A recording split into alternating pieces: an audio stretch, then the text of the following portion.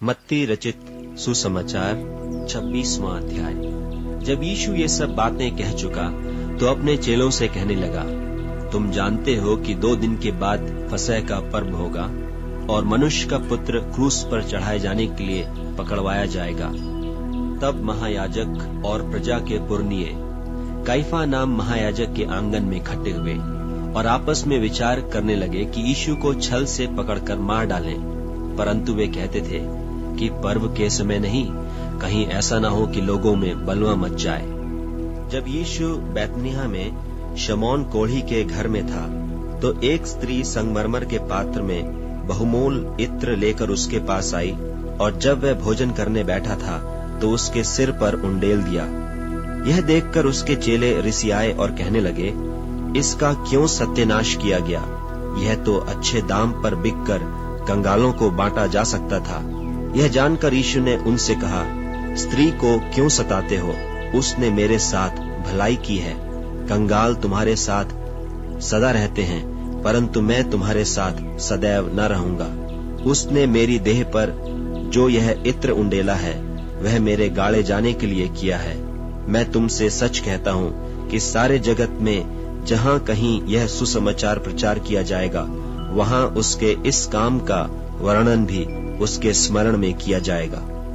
तब यहूदा इस्करियोती नाम 12 चेलों में से एक ने महायाजकों के पास जाकर कहा, यदि मैं उसे तुम्हारे हाथ पकड़वा दूं तो मुझे क्या दोगे? उन्होंने उसे 30 चांदी के सिक्के तौल कर दे दिए और वह उसी समय से उसे पकड़वाने का अवसर ढूंढने लगा। अख़मीरी रोटी के पर्व के पहले दिन चेले यीशु के पास आकर पूछने लगे, तू कहाँ चाहता है कि हम तेरे लिए फसह खाने की तैयारी करें? उसने कहा, नगर में फुलाने के पास जाकर उससे कहो कि गुरु कहता है कि मेरा समय निकट है, मैं अपने चेलों के साथ तेरे यहाँ पर्व मनाऊंगा। सो चेलों ने यीशु की आज्ञा मानी और फसह तैयार किया। जब सांझ हुई तो वह 12 के साथ भोजन करने के लिए बैठा। जब वे खा रहे थे तो उसने कहा, मैं तुमसे सच कहता हूँ कि तुम में से एक मुझे पकड़वाएगा। इस पर वे बहुत उदास हुए और हर एक उससे पूछने लगा, हे गुरु, क्या वह मैं हूँ? उसने उत्तर दिया कि जिसने मेरे साथ थाली में हाथ डाला है वही मुझे पकड़वाएगा। मनुष्य का पुत्र तो जैसा उसके विषय में लिखा है जाता ही है, परंतु उस मनुष्य के लिए शोक है जिसके द्वारा मनुष्य का पुत्र पकड़वाया जाता है। यदि उस मनुष्य का जन्म न होता तो उसके लिए भला होता। तब उसके पकड़वाने वाले यहूदा ने कहा कि हे रब्बी, क्या वह मैं हूँ? उसने उससे कहा, तू कह चुका। जब वे खा रहे थे तो यीशु ने रोटी ली और आशीष मांगकर तोड़ी और चेलों को देकर कहा, लो, खाओ, यह मेरी देह है।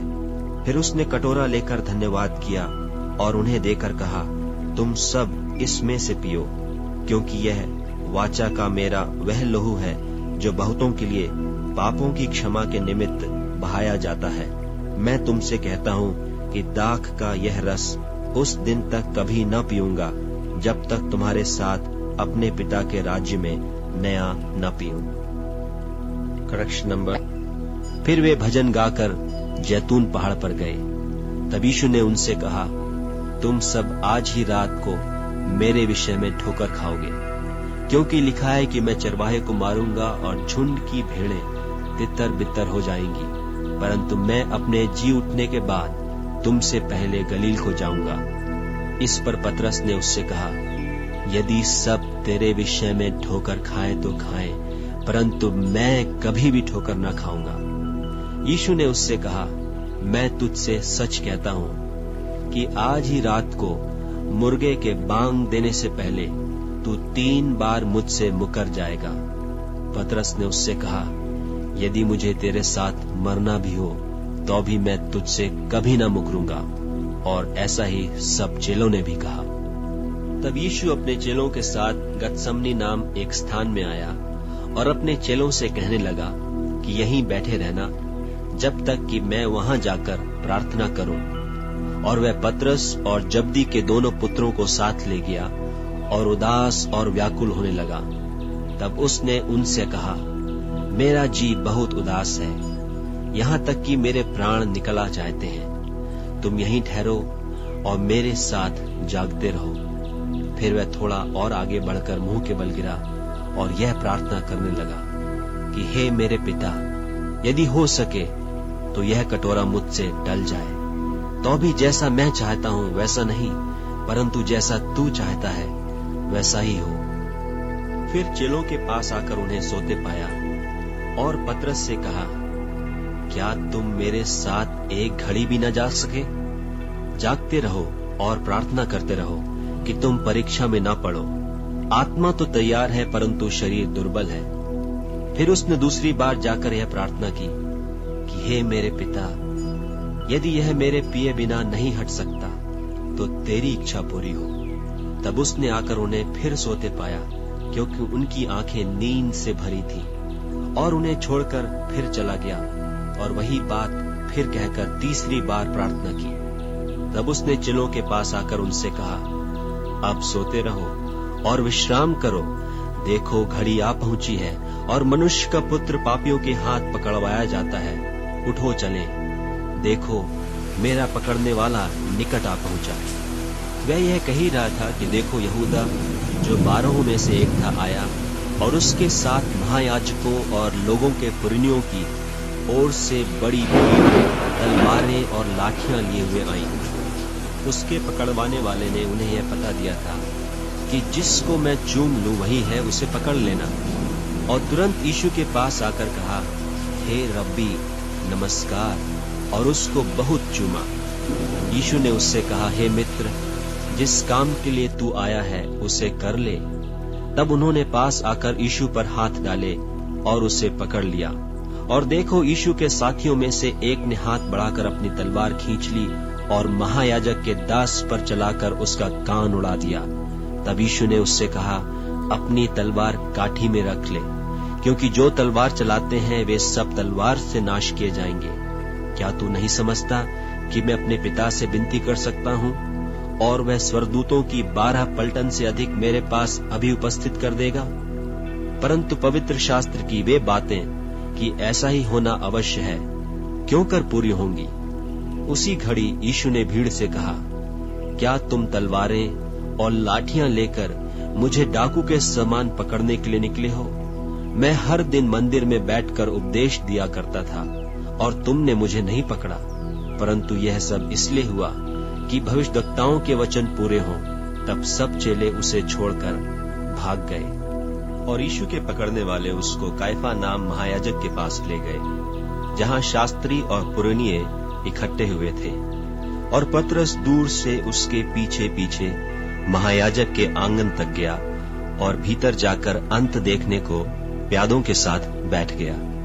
महायाजक और सारी महासभा यीशु को मार डालने के लिए उसके विरोध में झूठी गवाही की खोज में थे, परंतु बहुत से झूठे गवाहों के आने पर भी न पाए। अंत में 2 जनों ने आकर कहा कि इसने कहा है कि मैं परमेश्वर के मंदिर को ढा सकता हूं और उसे 3 दिन में बना सकता हूं। तब महायाजक ने खड़े होकर उससे कहा, क्या तू कोई उत्तर नहीं देता? ये लोग तेरे विरोध में क्या गवाही देते हैं? परंतु यीशु चुप रहा।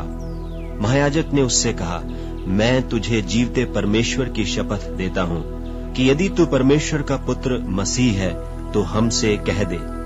यीशु ने उससे कहा, तूने आप ही कह दिया, वरन मैं तुमसे यह भी कहता हूं कि अब से तुम मनुष्य के पुत्र को सर्वशक्तिमान की दाहिनी ओर बैठे और आकाश के बादलों पर आते देखोगे। तब महायाजक ने अपने वस्त्र फाड़कर कहा, इसने परमेश्वर की निंदा की है। अब हमें गवाहों का क्या प्रयोजन? देखो, तुमने अभी यह निंदा सुनी है, तुम क्या समझते हो?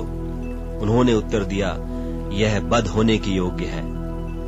तब उन्होंने उसके मुंह पर थूका और उसे घूंसे मारे, और उन्होंने थप्पड़ मार के कहा, हे मसीह, हमसे भविष्यवाणी करके कह कि किसने तुझे मारा? और पतरस बाहर आंगन में बैठा हुआ था कि एक लौंडी ने उसके पास आकर कहा, तू भी यीशु गलीली के साथ था? उसने सबके सामने यह कहकर इनकार किया और कहा, मैं नहीं जानता, तू क्या कह रही है?